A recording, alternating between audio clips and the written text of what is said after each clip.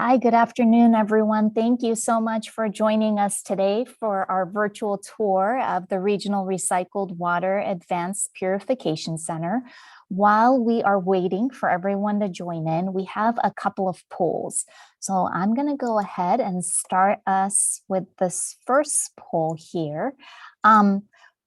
This first poll, if you can just take a minute to answer this, asks, what is your understanding of the advanced purification process? And that just lets us know what your background is, so we can make sure that, we're speaking to our audience. You can say, I'm new to this, I'm familiar with this, but I still have a lot to learn. My understanding is good, I know quite a bit, but I'm no expert, or excellent, I'm an expert. So if you don't mind taking a minute to answer that question.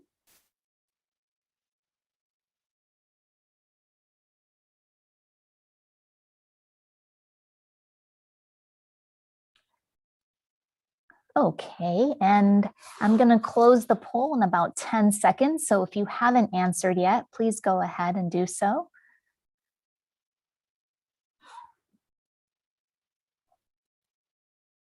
All right, I'm going to go ahead and close the poll and share our results. So it looks like most of us here, 35% of us, are new to this, or that's the largest answer here. And then 29% are familiar. And then 18% are good, and 18% consider themselves experts. Awesome. It's great to have a whole range of you here. Just to let you know, this is an introductory tour. However, we do have a period at the end where we answer questions, and we are happy to take all kinds of questions that you may have, even technical questions. So please, please, please feel free to ask us anything you would like to know. All right, and I have one more poll for you also before we begin. And let's see, here we go. Do you support using purified recycled water as an additional source of drinking water in Southern California? Yes, no, or maybe you're not sure yet.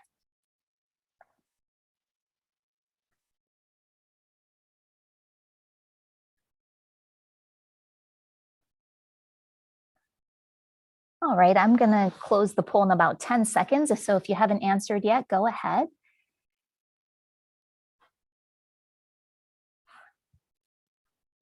Okay, and I'm going to go ahead and close the poll and share our results. So overwhelmingly, 82% of you say yes, you do support it. 18% say maybe, and nobody does not support it. So fantastic. With that, we'll go ahead and get started. And let's see, if we could go to the next slide.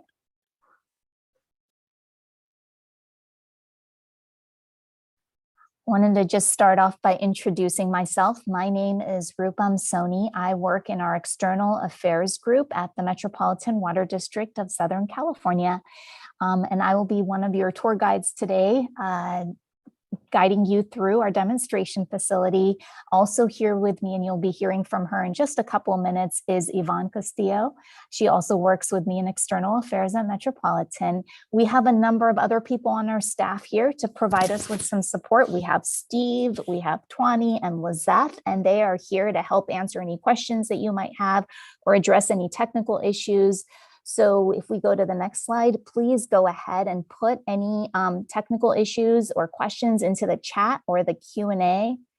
And we also love to hear live voices. So if you are willing and you are in a place where you can unmute yourself at the end where there is an opportunity to ask questions, you can raise your hand and we would be happy to unmute you so we can hear from you. With that, I'm going to go ahead and hand it over to Yvonne. Thanks, Rupam. So to get started, this is an overview of what we're going to cover today. We're going to start with an overview of Metropolitan Water District and the Regional Recycled Water Program, which is more of a presentation. And then we're going to virtually tour the Regional Recycled Water Advanced Purification Center, and that's in slides, photos, and videos. And then finally, as Rupam said, we're going to wrap it up for questions and comments. So Metropolitan Water District of Southern California is the nation's largest water wholesaler. We provide water to the area covered in the map, from San Diego up to Ventura and as far east as Riverside. In total, we cover 6 counties. Within our service area, we have 19 million people. For reference, that's about the same population as the state of New York. Our region covers 5,200 square miles, and we provide water to our 26 member agencies, which you can also identify on the map. Our region is a $1 trillion economy, which makes us the 13th largest economy of the world. Now let's take a look at our water supply here in Southern California. Metropolitan was formed back in 1928 to bring water from the Colorado River because of our rapidly growing region. In the 1930s, during the height of the Depression through mountains and deserts, we constructed the 242 miles of what is now the Colorado River Aqueduct to bring water here to Southern California. Then after World War II, the region grew even more and we needed more water. So Metropolitan invested in the State Water Project, which brings water from Northern California to Southern California via the California Aqueduct. And today, as our region continues to advance, we've invested in conservation and local supplies. And maybe you've participated in our conservation programs. We offer rebates for water saving devices or for changing your landscape to drought tolerant and native plants. We've also invested in local water supply projects using water sources that are available here in Southern California, like groundwater, recycled water, seawater. And generally what we've done is invested in those projects through our member agencies. But for the first time, Metropolitan is investing in its own project, and we're partnering with the Los Angeles County Sanitation District. Our project is called the Regional Recycled Water Program. And here's a short video of the program. Planning for future water supplies in sunny and vibrant Southern California requires thinking big. With droughts and the effects of climate change, we need new sustainable water sources that are available to us rain or shine. A solution? Recycled water. While the Southland is already a leader in using recycled water, there is more that can be done. A good example is the Sanitation District's Joint Water Pollution Control Plant in Carson. Here, water from homes, businesses, and industry is cleaned and released to the ocean. But now, there's a plan to put this water to better use, purifying it so it can be used again. The plan is a partnership between the Metropolitan Water District of Southern California and the Sanitation Districts of Los Angeles County to create a new regional recycled water program. Big agencies, big thinking.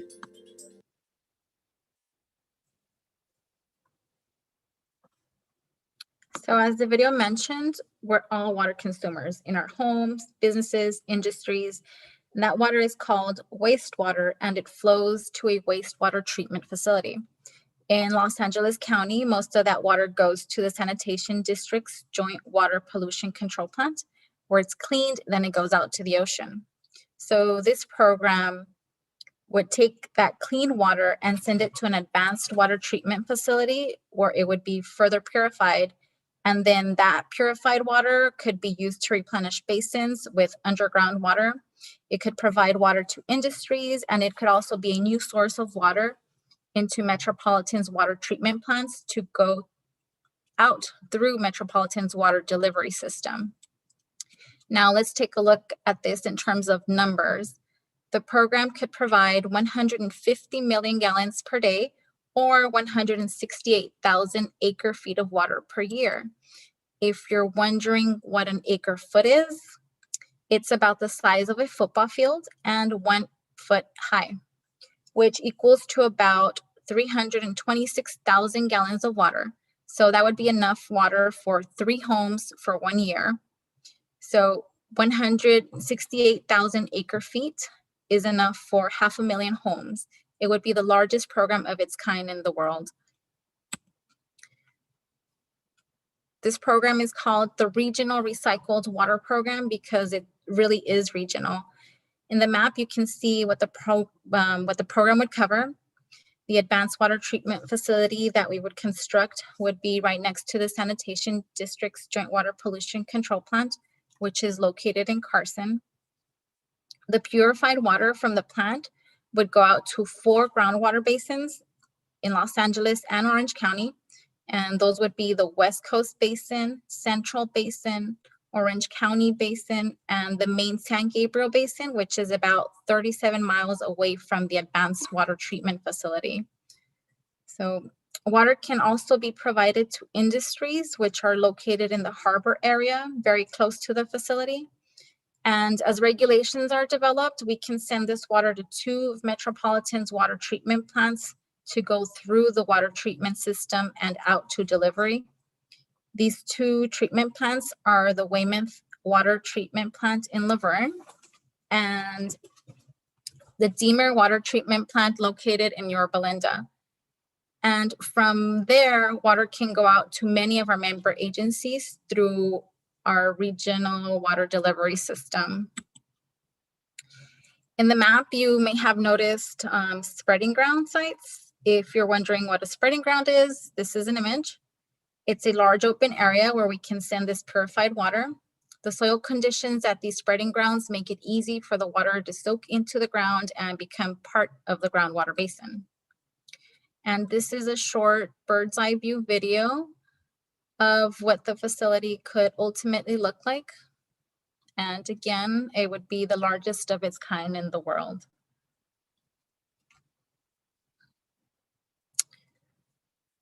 So before I hand it over to Rupam, I just want to emphasize the 3 uses of the purified water for this program. Purified water can help replenish groundwater basins in Los Angeles and Orange counties. In Southern California, we rely heavily on our groundwater basins. They provide us with about 30% of our water supplies. There's really an opportunity to refill them. And this program would help to do that. We would provide water to industries, and these are industries that use a lot of water in their processes. And again, this can be a new source of water into Metropolitan's water treatment plants. These currently there are regulations for this that are expected to come out in 2023 that would allow us to send that water to these treatment plants that will mix water from the Colorado River, Northern California, go through the water treatment process and go out through our delivery system to many of our member agencies. So with that, Rupam can talk more about the Purification Center. Great, thank you so much, Yvonne. So we have made some significant progress on this program over the past few months, and I wanted to share some of that. In November, our board move forward with approving the next phase of our regional recycled water program, which is the environmental planning of the program. And that's huge for Metropolitan. This is the first time we are pursuing a local water supply within our region. We, like as Yvonne mentioned, we had supported our member agencies with local water supply projects, but never pursued anything on our own. And this is especially important right now. We're facing a very dry year. We have a 5% allocation from the State Water Project, which means we're getting minimal water from that system from Northern California. We haven't seen anything like that since our big historic drought back in 2014, 2015. And so it's really key that we continue to develop our local water supplies as well as conserve water, which our communities are excellent at doing. And I'm sure you do a lot of things at home too to help conserve water and make a difference in our water supply. The other thing that has happened over these past few months with this program is we've pursued a number of regional partnerships, many of them with our groundwater basin managers, letters of intent stating that we'll work together, that there will be a place for this purified recycled water to help replenish those groundwater basins. But one of the big partnerships that we're pursuing is with Southern Nevada Water Authority and the Central Arizona Project. We work with both of those agencies, have been working with them for decades on the Colorado River. We all rely on the Colorado River as one of our major water supplies. And the Colorado River has been in a long-term drought. So what this partnership is essentially we're looking at if these agencies could help pay for part of this project so they could take some additional water from the Colorado River and during years where Metropolitan doesn't need that water. And so they right now are giving us some funds towards this project, and we'll continue to work with them to see how we can further develop it. So this is what our schedule looks like coming up. Again, our board approved the next steps back in the fall. In November, and currently we're in our environmental planning phase that we're going to be in that phase up until we expect the beginning of 2024. So we'll be putting together an environmental impact report for this project and seeking input from you as we do that. And then after that, if our board approves to move forward with our next steps, we'll start with final design and construction of the project. That'll take about 7 years, and then the project will be fully implemented and up and running in 2032. The cost, a lot of people ask us what the cost of this project is. Currently, our estimates show that it's about $3.4 billion in capital costs and $129 million in O&M, operating and maintenance costs, and that's about $1,800 per acre foot of water. And so you can see from this graph that this is it's pretty average. If you look at local water supplies, $1,800 fits right into that. This dollar cost, though, does not include any grants or funding we expect to get for this program, any partnership money that we would get from the Nevada agencies or our project partners, the LA County sanitation districts, who have also contributed some funding towards this program. The other great thing about this program is it will definitely help our local economy. Construction would create, current estimates show, like 50,000 jobs and then almost 1,000 jobs annually after that. So now we're going to move into our virtual tour portion and of our demonstration facility, the Regional Recycled Water Advanced Purification Center. I'm actually on site today. I'm in our learning center. So you can see there's tables and chairs behind me and exhibits. And this is where we would bring people in when we gave tours in person over a year ago. So we'd start in here, you would get an introductory presentation, just like Yvonne gave you in this room, and then we would walk through the facility. So today what I'm going to do is guide you through the facility using videos and pictures. I also have some different equipment samples I'll be showing you and water samples as well. So let's start with a video. I'm going to make sure, okay, let's see, here we go.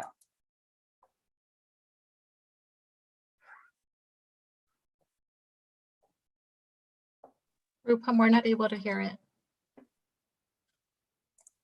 You're not? Okay, hang on one second then. Let me pull it up again and make sure I have the sound. Thank you for letting me know that. There we go. Located on the campus of the Los Angeles. Welcome to the Regional Recycled Water Advanced Purification Center, a demonstration facility that could become one of the largest advanced water treatment plants to recycle water in the world. Located on the campus of the Los Angeles County Sanitation District's Joint Water Pollution Control Plant in Carson, the site features a learning center, operations trailer, and the demonstration plant, which is testing a 3-step purification process using proven technology.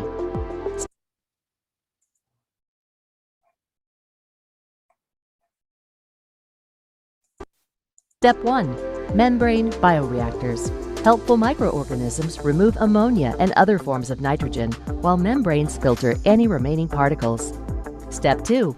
Reverse osmosis. The core of the purification process, water is pushed through membranes to remove over 99% of all impurities. Step 3. Ultraviolet light and advanced oxidation. Water passes through ultraviolet light charged with a powerful oxidant to destroy any remaining viruses and trace chemical compounds. The end result is purified water that is safe to use. Recycled, purified, reliable, a new source of high-quality water for Southern California.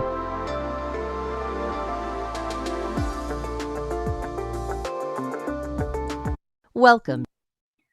Okay, so as you saw in the video, what we're doing here at the Advanced Purification Center is we're testing an innovative purification process. And we're going to go into the details of what makes it innovative in a couple more minutes. But because it is innovative, we have to obtain regulatory approval of the process. So we're testing the process. That means we're getting a bunch of water quality tests and evaluating the data to ensure that the process works the way it's supposed to. And then what else we're doing at this facility is we're gathering data, operational data, design criteria, costs that we would need for a full-scale facility. And then my favorite part about this demonstration facility is that it's a perfect platform to bring people in and share information about this program, about this new supply of water. So also, as you saw in the video, we feature a 3-step purification process here at the facility. Step 1 is membrane bioreactors. Step 2 is reverse osmosis. And step 3 is ultraviolet disinfection and advanced oxidation. And what we're going to do is we're going to follow the flow of the water through the facility. So we start with our source water, which is clean wastewater from the Sanitation District's Joint Water Pollution Control Plant. And our facility is actually located right at the wastewater treatment plant. And so there's, let's see, the source water, and I have a sample here, and I'm trying to figure out which one it is. Here we go. So this is the source water. This is the water that we're starting with. It has already been cleaned through a rigorous wastewater treatment process. And then what the advanced water treatment process does is just further purify it so it would be ready to reuse again through groundwater replenishment.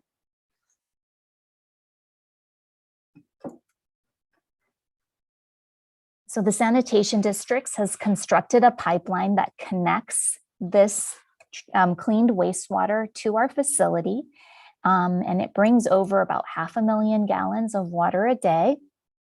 And the first step in the purification process is membrane bioreactors. Now, the membrane bioreactors consist of biological process tanks as well as membrane tanks. So this picture on the top here, these big concrete tanks are the biological process tanks. And then the smaller metal tank here is our membrane tank. And if you were to look inside the biological process tank, this is what you see. And what the color, if you notice, the color of the water in these tanks is darker than the color of the water I just showed you. That color comes from microorganisms that we've added to the water. These microorganisms feed on any organic matter that might be remaining in the water, as well as any nitrogen materials in the water. These microorganisms are also aerobic, so they need air and oxygen to survive. We're bubbling air through the tanks, and those are the bubbles that you see here. And they feed on this organic material and the nitrogen materials for a couple of hours. And after that, all the water moves into the membrane tanks. And this video here just shows a quick look at what these membrane tanks look like. So we don't open up these membrane tanks very often. So the last time we did, we decided to grab a little video so you can kind of see what they're like. There we go. And I have a sample here of these membranes. And the way it works is we apply a vacuum and it pulls the water into those membrane tanks. These membranes are called hollow fiber membranes, and it's really hard to see, but they're straw-like. So they have a tiny hole going through the middle. They also have very, very tiny holes all along the outside that you cannot see at all. They are only visible if you look under a microscope. They're 0.04 micrometers in diameter, and a micrometer is 1/1000th of a millimeter, so they're really tiny. And what happens is as we apply the vacuum, water goes through those little tiny holes on the outside of these membranes in through the center of the membranes and comes out. Any particles that might be in the water, so microorganisms, any particles down to 1/100th of a grain of sand. So again, only particles you could see under a microscope and larger would get stuck on the outside of these membranes. And so the water comes out particle free and it's ready for the next step in the purification process. Now, these particles accumulate pretty quickly, so we clean these membranes every 15 minutes or so. And that process is called relaxation. We run air through, and then all the particles that have collected fall off on the membranes, and the membrane is ready to go. And then every week or two, we do a more thorough cleaning process, clean in place process. And after the membrane bioreactors, this is what our water sample looks like. Oh, it's getting clean, but there's definitely opportunities to purify it even more. Now, the membrane bioreactors is what is innovative in this purification process. Membrane bioreactors have been around for a while. They've been around for decades, but they've been commonly used in wastewater treatment, and not much work has been done in using them for purifying recycled water for eventual drinking. So there's some international work that's been done. Australia's done some studies. Singapore's working on some studies. And we initially did some pilot studies with the LA County sanitation districts to see if this technology would work, and it did. And so, which is why we're trying it here at this demonstration facility. But because there is limited work, we do have to do extensive research and water quality testing to get regulatory approval for the process.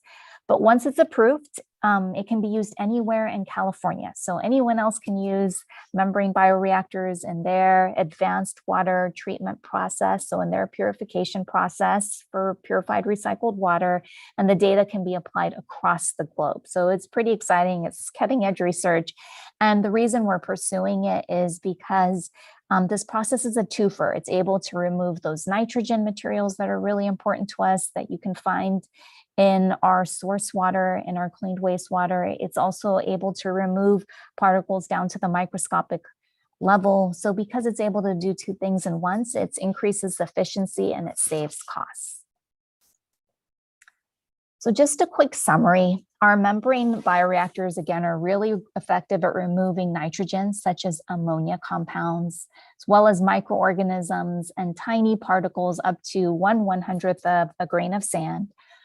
This is our longest process by far in the purification process. It's about 2 to 3 hours, and most of that time is in the biological process. The biological process just takes a while for those microorganisms to be able to remove the materials that they need to. Now, what's really interesting about these membranes is we do a really good job making sure we clean them regularly, and they are supposed to last about 10 years. However, as part of the testing process, one of the things we have to do is called challenge testing. So we look at what happens when our purification process is under compromised conditions. What we do is we cut these membrane fibers and we see what the results are. So we started cutting these membrane fibers a few months back, and we slowly have been cutting more and more and more.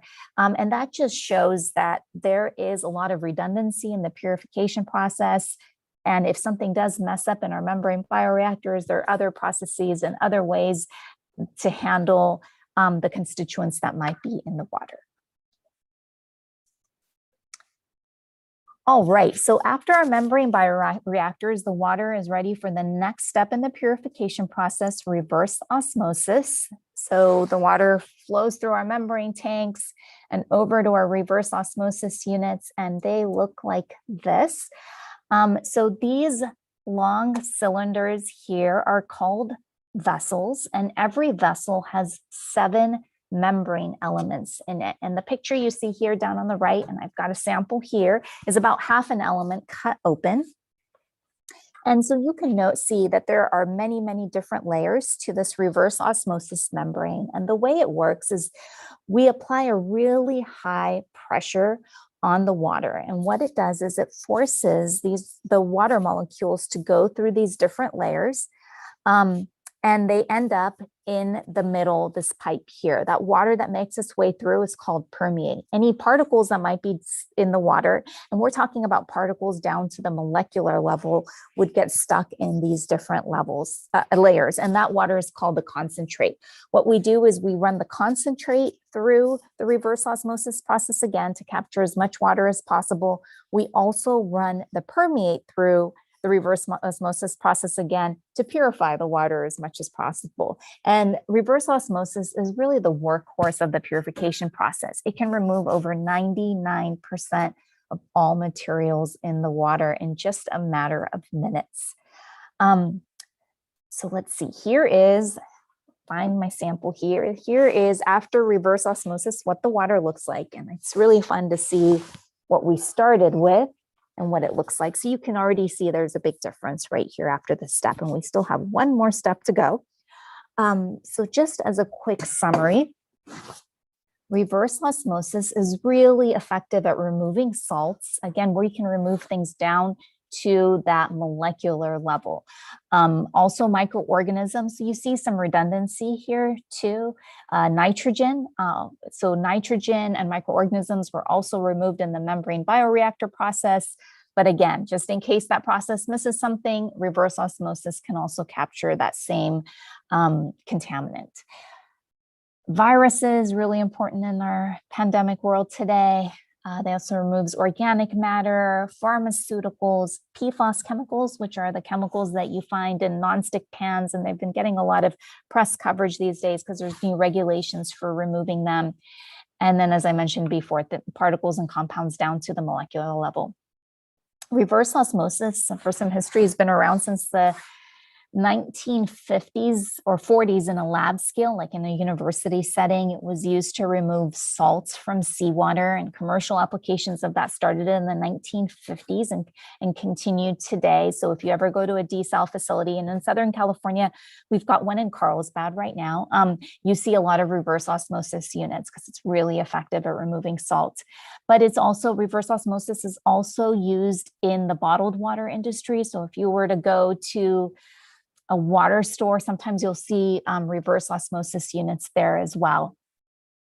We talked about, so it's you really use steadily or everywhere in the water industry. It got its use in the water reuse industry starting in the 1970s. It was used by Orange County Water District to help purify water. Recycled water that they use for groundwater replenishment, and a project that still continues today. Now, I mentioned that we apply a really high pressure on the membranes to ensure that the water molecules get through the different layers. And that high pressure is about 180 pounds per square inch, and that's the equivalent of carrying an elephant on the palm of your hand. So again, a really high pressure. I can't even imagine what that feels like. And we talked about how often we have to clean the membrane bioreactors. Every 15 minutes, we're cleaning those membranes. For the reverse osmosis units, we're cleaning those about every 6 months or so. And that tells you how clean the water already is when it gets into this process. All right, so after reverse osmosis, our water is ready for the third and final step, ultraviolet disinfection and advanced oxidation. And here is what the ultraviolet advanced oxidation unit looks like. The reactor, a picture of the reactor is here on the left, and I have a sample here as well too. My sample just shows one light bulb, one UV light bulb in here, but our reactor has 8 of these. And the way ultraviolet disinfection and advanced oxidation works is ultraviolet light is really, it's known to be amazing at removing microorganisms and viruses. But what happens with UV light is if you combine it with a powerful oxidant, so that's like hydrogen peroxide or sodium hypochlorite, those two compounds together will form these molecules called radicals, and radicals will go around and destroy any bonds of any chemical contaminants that might be remaining in the water. So the UV light gets rid of any viruses. That powerful oxidant will destroy, and combined with the UV light will form those radicals that destroy any chemical contaminants. And basically what you get is water that is near distilled in quality. So our third step is really truly just a polishing step for the water, catching anything that might not have been removed in the first 2 steps. So in summary, ultraviolet light is really great at removing viruses and microorganisms. And again, this whole process is effective at removing organics, and other chemicals down to a very low level, to a trace level. It's a really quick process. It only takes 40 seconds for it to do its job, which is really amazing. We're using very powerful UV light in these units. We're using 254 nanometer wavelength light. That's UVC light. So what we experience here on Earth is just UVA or UVB light. So this light is much more powerful than that. Even on the day that you get that worst sunburn, you can't imagine any UV light that could be more powerful. This one is.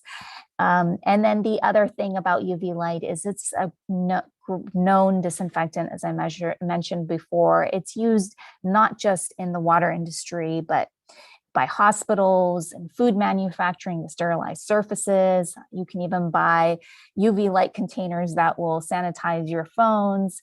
So again, proven technology. And the water sample afterwards, I wanted to show you that. This is it. So this is our final water. Again, this is what we started with, so you can see the difference. And again, this is only in a matter of about 3 hours or so that we take this water and turn it into water that could eventually be used to replenish groundwater basins and then eventually for drinking.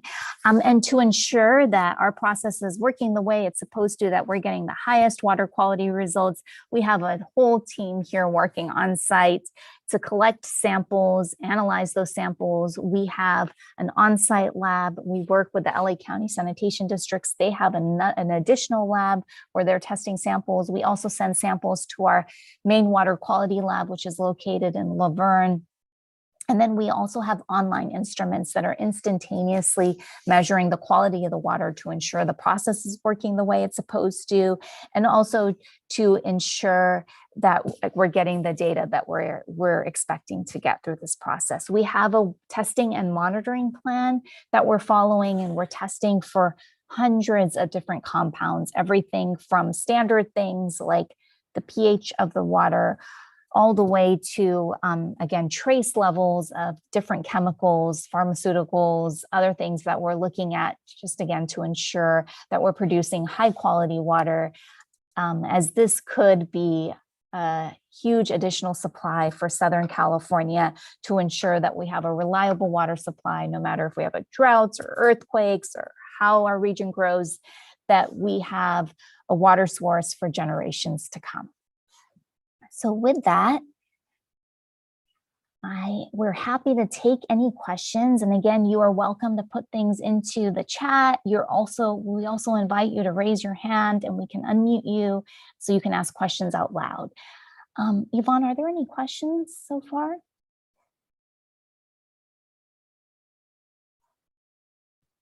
I don't see any questions in our chat.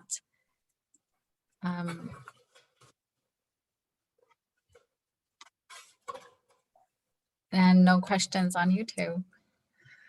This is the first. Okay, great. And I didn't mention that in the beginning, that we are live streaming this on YouTube right now too. We do have one. Oh, go ahead. Okay, we do have one question. So Dr. Tiffany, I'm going to go ahead and unmute you if you can go ahead and ask your question. Thank you. I just wanted to let you know, from an attendee perspective, it says the chat is disabled. So that may be why you don't have any questions popping up. Oh, thank you so much for letting us know that. We had no idea. So we really appreciate that. All right. So I guess if you do have a question, we will try to enable the chat. But meanwhile, if you have a question, feel free to raise your hand and we can unmute you, and we're happy to answer any questions that you might have.